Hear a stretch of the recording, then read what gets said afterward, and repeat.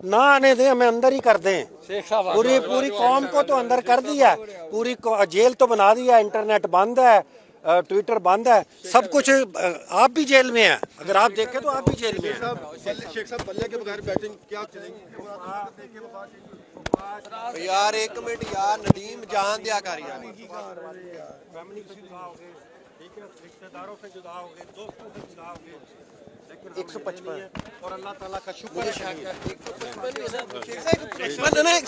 155 BP है ना? जी जी पकड़ यार, चलो। अच्छा शेख साहब, क्या कहते हैं आप, किस तरह आ गए और क्या चकमा दे के आए? 10 महीने से हम यही तो कर रहे हैं। आप यकीन करें कि पुलिस के छापे पड़ते थे, हम दरख्तों पे चढ़े होते थे। पुलिस के छापे पड़ते थे तो हम पौधों में छुपे होते थे। तो अल्लाह ताला ने बड़ी ट्रेनिंग की है, गेटअप भी चेंज करके फिरते रहे हैं, सब कुछ।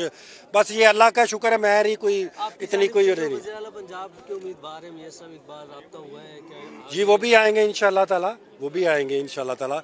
अगर नहीं आने देंगे तो फिर हम यहाँ बाहर बैठेंगे ना। बाहर अभी लाइनें तो काफ़ी ज़्यादा लगी हुई हैं, तो मैं तो वॉक करके फिर जो है वो आ गया हूँ, गाड़ी को तो नहीं आने देना। बड़ी मेहरबानी, पता नहीं क्या वजह आप लोगों की।